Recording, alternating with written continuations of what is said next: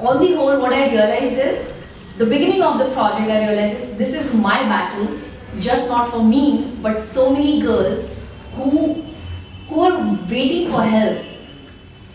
I got here, I met Kia, I met Payal, and my favorite girls. They helped me a lot. They shared their stories, and while I was listening to the stories, I was crying, and I'm a very strong-headed girl. I don't cry that easily. And I asked them, don't you feel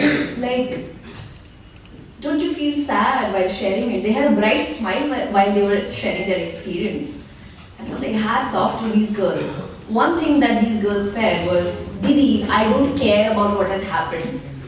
I know my parents abandoned me, they don't want us anymore, but what I want is I want to educate my children. I want to make sure that their future is secure.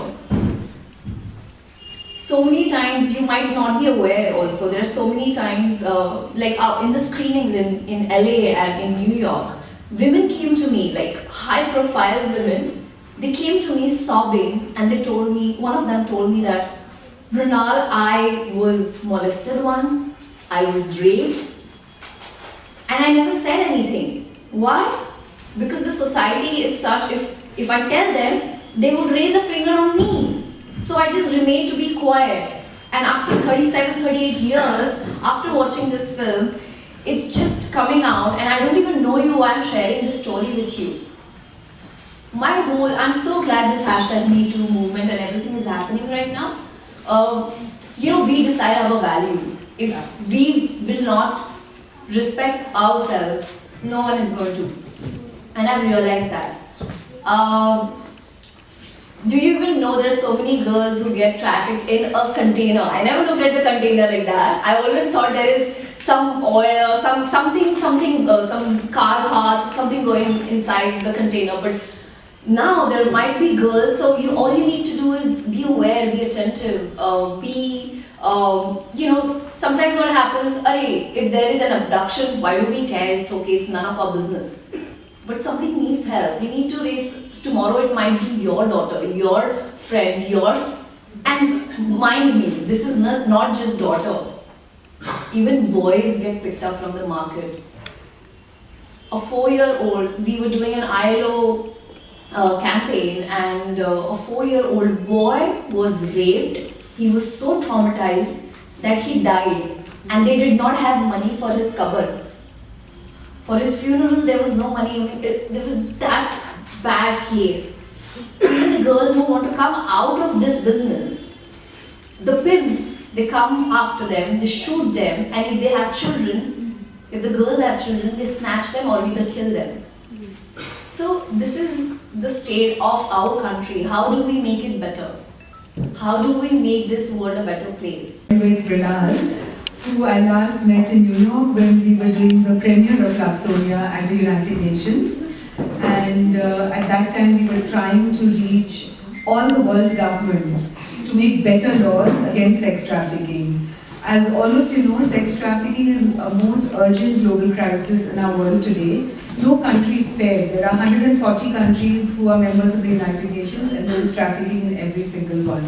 According to the UN, it's the 3rd largest crime in the world after the arms trade and after the drugs trade. And sometimes in some countries it crosses the drug trade. Because a girl can be sold again and again, whereas drugs can be consumed only once. It's a $1 billion industry, it's extremely organized, and for those of you who saw Love-sonia today, you can see the dynamics in the film. And for those of you who have not seen Love-sonia today, please go to Hotstar.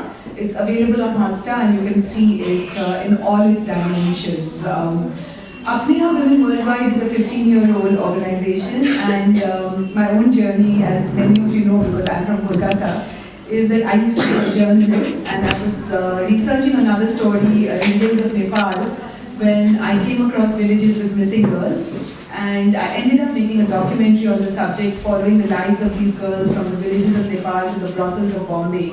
I made a documentary called The Selling of Innocence, and I won an Emmy for Outstanding Investigative Journalism for it 25 years ago, but it was a life-changing experience for me, and I quit journalism and I decided that I would devote my life to fighting the last true evil which exists deliberately in my country, in our world, in our generation. Now, Ruchira, when I was getting here, guys, when I was coming here, I was in the aircraft and I saw this lady who was about to stand and a man opened the thing that is called, I don't know what it's called. What is it called? Correct, that's right. So he opened it so hard that the woman got hit on her head and the woman was like in tears. And the guy didn't even acknowledge the fact that he hurt the woman. There was this girl who must be your age, she said that, uncle, it doesn't cost you dollars or pounds to say a sorry to a lady who was hurt so badly. So this is the generation gap, and I was so happy to see that today's generation, क्योंकि अब really समझौता नहीं करना है. So that's the thing. We've been raised as girl child or as women that it's okay, no, it's okay if your husband is doing so and so to you, just gulp it down. I know it's difficult, but ladki hai, you're a girl child, you have to sehna padega, all of that. But why? A girl is so innocent, she's the one who gets sold by a man, used by a man, and still we are the people who call her a whore. Why is that so? Why? I think it's really unfair. And through this film, so I come from a background where I have no family members no family members in Bollywood. Nobody is from this industry, so I had to make my mark all by myself. How do I do that? Got television. My parents were so scared. Maharashtrian families, they are like, no, we don't want our daughter to be famous. We don't want negative publicity, but we don't want positive publicity either. So I had to prove them that, Dad, whatever I'm doing, trust me, I'm doing a good job.